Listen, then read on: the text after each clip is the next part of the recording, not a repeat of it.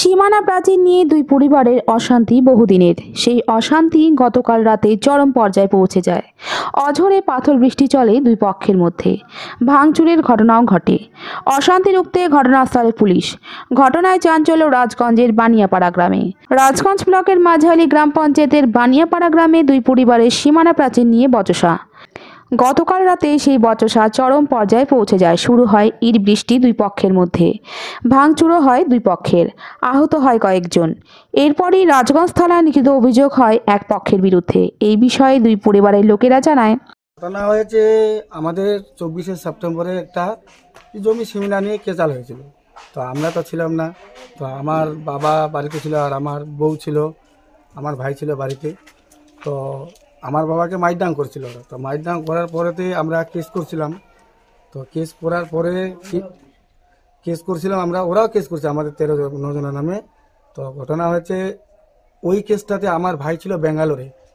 তো এখন প্রশাসনের কাছে ওরা প্রমাণ দিতে পারতেছে না। আমি প্রমাণ দিয়ে কেস করছিলাম, আমার কাছে ফুটেজ সব কিছু আছে। তারপরে এখন ওই কেসটাতে ওরা জামিন হয়েছে, আমরা বেল হয়ে গেছি। বেল হওয়ার পরে ওরা আমাদেরকে প্রতিদিন হুমকি দেয়, সন্ধ্যাবেলা রাত্রেবেলা পাথর ঢেলা মারে। বাড়িতে আমাদের বউ বাচ্চা থাকে, আমরা তো বাড়িতে কম থাকি, আমরা পেশায় বাইরে কাজ করি। তো কালকে কি হয়েছে, 6টা 40 নাগাদ আমরা কোম্পানিতে ছিলাম, আমরা দুই ভাই এক কোম্পানিতে কাজ করি। সেখানটা থেকে আমাদেরকে ফোন করছে এরা আমার বাড়ি থেকে, যে আমাদের বাড়িতে ঢেলাঢেলি করতেছে আর নাম ধরে গালিগালাজ করতেছে। তো আমরা তখন ওখান থেকে চলে আসার পর না, পঞ্চায়েত আমাকে ফোন করলো যে তোমাদের বাড়িতে ঢেলাঢেলি বলে হচ্ছে। আমি শুধুই তোরা কথা আমি বলছি আমরা বাইরে আছি, তো আমরা আসতেছি। তারপর আমি প্রশাসনকে ফোন করছিলাম, আমার কাছে আগে নম্বর ছিল।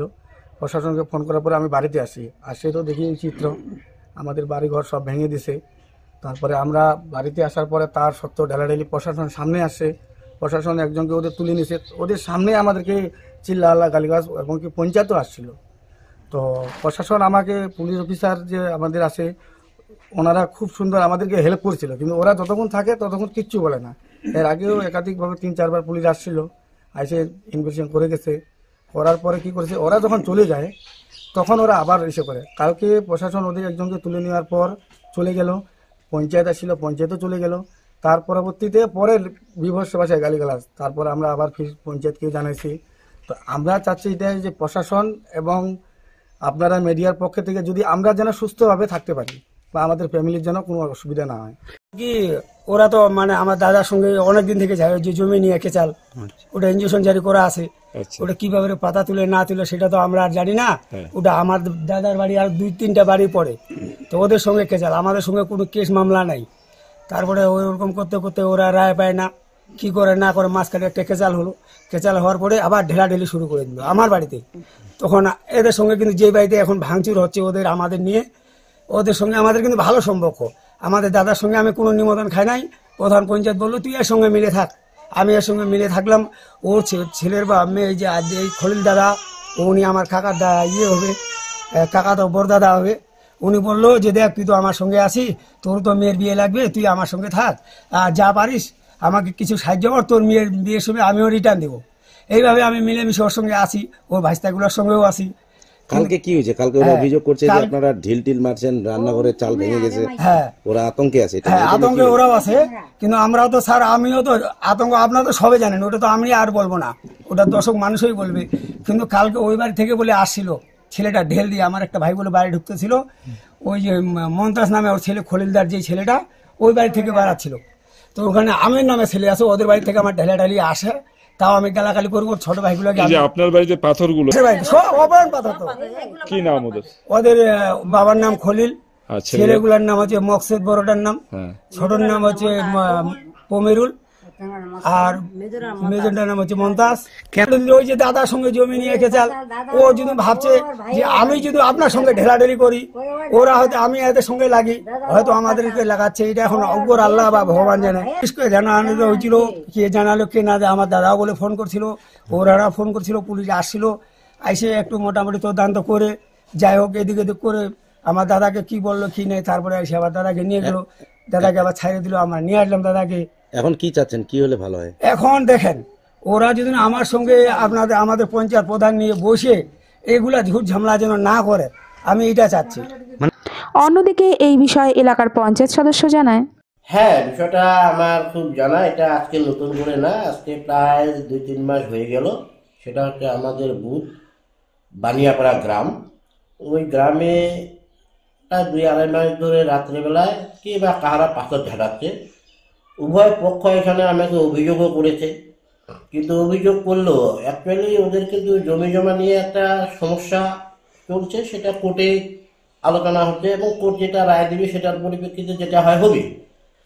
কিন্তু অ্যাকচুয়ালি এরা ঠিক বোঝা যাচ্ছে না যে উভয় পক্ষের মধ্যে কে ঝাড়াঝাড়ি করতেছে কে না। প্রতিদিন কিন্তু ওরা অভিযোগ আমাকে করতেছে। এখন আমি তো ওখানে সারাদিন গিয়ে আর ওখানে পাহারা দিতে পারতেছি না। প্রশাসনের দিক থেকেও প্রশাসন এসেছিল, এর আগেও এসেছিল। কালকে যখন খুব বেশি অন্যায় অত্যাচার হচ্ছে, যে একটা পাথর 250 গ্রাম, তখন আমি নিজে প্রাণে ঝুঁকি নিয়েও গ্রামে পৌঁছেছি। অনেকে আমাকে মানা করলেও আমি গেছি, কারণ ওখানকার যে পাথরের আওয়াজ পার্শ্ববর্তী গ্রামে শোনা যাচ্ছে। তো এই পরিস্থিতির মধ্যে আমি আরেকজনকে সঙ্গে নিয়ে গিয়ে দেখলাম যে আমি উপস্থিত থাকার পরেও পাথর ঝাড়াঝাড়ি হচ্ছে ওখানে। উভয়কে আমি পুরা লম্ব দাবর দিলাম। যাই হোক, ওর পার্শ্ববর্তী মানে যে একটা বাড়ি ছিল সিভিক পুলিশ, তো সিভিক পুলিশের বাড়িতেও টিন ভাঙছে। ওর বউ, ওর ছেলে না মেয়ে অল্পের জন্য প্রাণে বাঁচে গেছে। ওর সাথে সাথে ও তো বন্ধুনগরে ডাক্তারি করে, তো ছেলেটা খবর পেয়ে বাড়ি আসছে, ও সঙ্গে সঙ্গে পুলিশকে ফোন করছিল। যাই হোক, আমি যাওয়ার সাথে সাথে দেখলাম পুলিশ আসলো। পুলিশ এসে সবার বাড়ি বাড়ি গিয়ে সেই পাথরগুলা দেখলো এবং এই খলিল মোহাম্মদ যে তার বাড়িঘরে যে ভাঙচুর হয়েছে, সেটা আমি যাওয়ার আগেই হয়ে গেছে। কে করেছে এখন এ বলতেছে ওরা, ও বলতেছে ওরা। পাথর ঝাড়াঝাড়ির বিষয়টা এরা বলতেছে ওরা ঝাড়াইছে, ওরা বলতেছে এরা ঝাড়াইছে। এখন প্রত্যক্ষ দোষী কে? যদি কিছু বলতে যায় এরা বলতেছে হ্যাঁ আমরা মসজিদে ক্রিয়া খাবো, ওরাও বলতেছে আমি মসজিদে ক্রিয়া খাবো। এখন বাস্তবে কি ঘটনা, আমি কিন্তু বারবার ওদেরকে একটা জিনিস বলে আসছি যে তোমাদের জমি জমা নিয়ে যে মামলা হয়েছে সেটা কোর্ট কাগজ দেখে তোমার যার পক্ষে ঠিক থাকবে রায় দেবে। এখানে পঞ্চায়েত বলেন, প্রধান বলেন আর পুলিশ বলেন, প্রশাসন এখানে কারো করার কিচ্ছু নাই। হ্যাঁ, তোমরা যদি নিজেদের মধ্যে সমঝোতা না হও তাহলে কিন্তু এখানে বাইরে থেকে লোক এসে কেউ তো আমাদের রক্ষণাবেক্ষণ করতে পারবে না। কালকে যেটা স্পটে আমি গিয়ে দেখলাম যে নাজু মোহাম্মদ, যার নাম আফাজউদ্দিন আজিবউদ্দিন, ওনার বাড়িতেও দেখলাম যে হ্যাঁ শোয়ার ঘরের টিন 4-5 জায়গায় ফুটা হয়েছে, অ্যাডভেস্টার টিন ভাঙে পড়ে গেছে। খলিলের বাড়িতেও তাই, তারপরে ওই যে আথারু মোহাম্মদ তারও বাড়িতেও তাই।